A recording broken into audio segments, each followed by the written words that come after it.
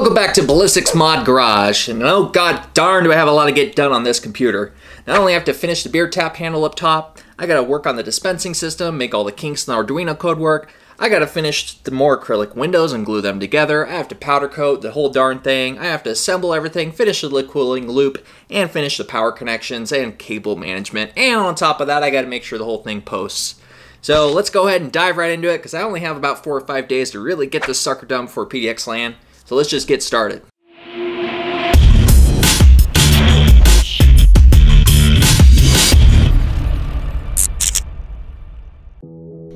We're going to go and start off with our Geforce GTX 1080 ties, which were graciously provided by Nvidia. And we first need to start off by removing the back panels and getting the coolers off these guys. We'll go ahead and pop the cooler off, and you got to be really careful about some of these cable attachments when taking off the cooler.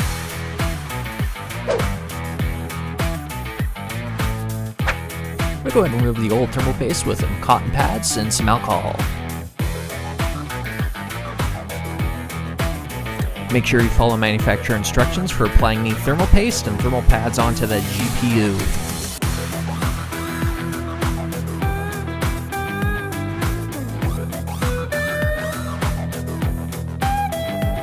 And that's one good looking block.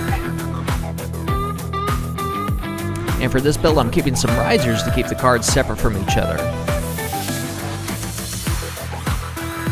I'll put some electrical tape on some pliers I have to keep from scratching up anything.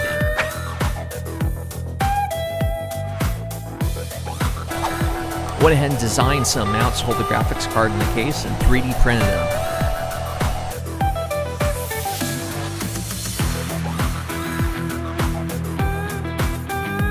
Next we gotta bend some acrylic pieces. I'm gonna go ahead and lay some tinfoil on top of a cooked sheet. And we're gonna go ahead and remove the protective coating from these acrylic pieces. Put it in the oven. For 1/4 inch acrylic, I'm gonna go ahead and put the oven about 350 degrees at 8 minutes. And we're gonna use that keg to go ahead and form the pieces. I'm gonna go ahead and cut some acrylic pieces for some standoff to make sure I get some proper distance when making the acrylic reservoir. And then I'm going to go ahead and use some acrylic glue and start gluing these pieces together. Using some clamps to make sure everything's held together really nice and tight. And you can never have too many clamps. And for this reservoir, I'm going to go ahead and have a fish aerator in the bottom. This is going to give the illusion of bubbly beer. So it's a really important part of this build. I'm going to go ahead and measure the cutouts for the power plug and power switch on the side of the cases and get those cut out.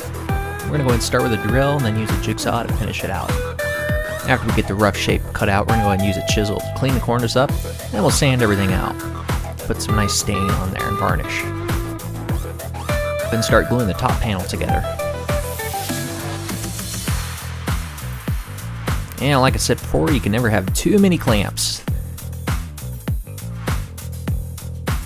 For the track up top, I'm going to use some ball bearings, that way to make sure the carousel spins around nice and smooth.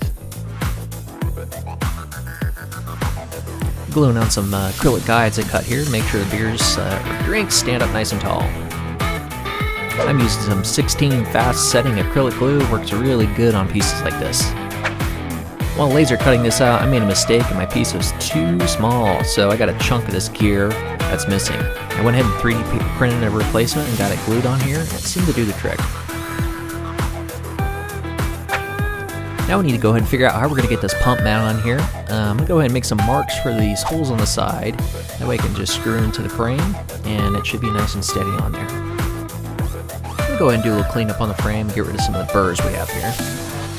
Next I'm going to go ahead and weld some mesh screens on the back. That should keep anything from getting to the radiators from the rear. And it'll look pretty nice. And we're doing some more final cleanup before we get ready to powder coat. And for powder coating, I made a custom frame that actually slides in my kitchen oven. I'm going to use some wire to attach the piece to this frame. That way it's nice and held in place when we're putting our powder coat on. And I go ahead and actually mount the powder coat in my garage, hanging from one side so I can get good coverage all around it. Doing any sort of powder coating, it's really important to have good respiration on. Even though this powder is non-toxic, you don't want to get it in your lungs. Go ahead and slide this right into the oven very carefully. Don't want to hit any of the powder coat and make some chips on it. Different powder coats will have different curing times. For mine, I think it was about 350 degrees for roughly 10 minutes.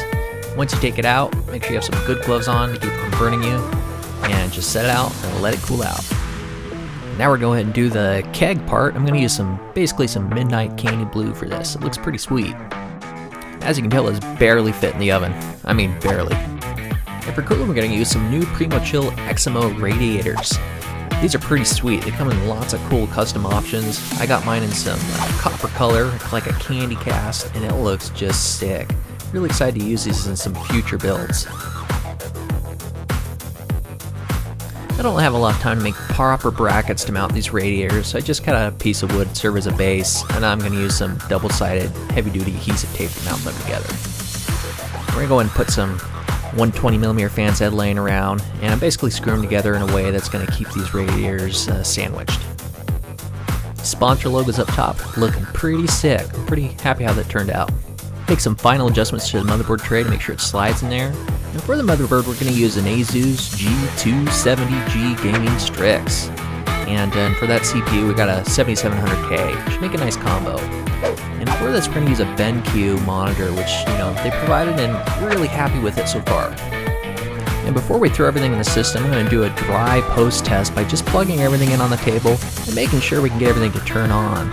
We're going to put these extensions from Primochill in first, because you never want to use an extension before you test it. So you just never know, there's always a chance it may not work. I'm going to go ahead and use some PCI 16x extension cables, because in this system, where the cards are mounted, they're pretty much required.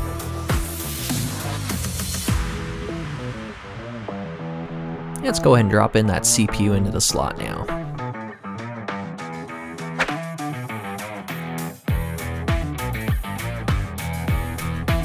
And for this build, we're going to have 32 gigs of Ballistix Elite DDR4. This should be great for any sort of video editing or any video gaming, which I'm going to be doing on the system, which should be a lot. Always so satisfying to have those cards snap right in. Now we just go ahead and pray to the post gods.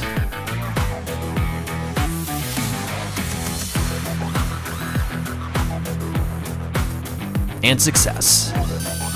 Start working on a door cover to cover basically the beer lid at the top of the case. We're going to use some excess acrylic we had in a router to cut a piece out. I actually 3D printed a little hatch up top, which we're going to put a Nvidia logo on. It should look pretty nice.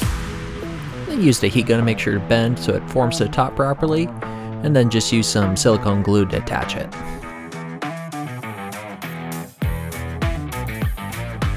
Some insulating panels with some adhesive spray. I'll go ahead and fill the inside of the top of the keg.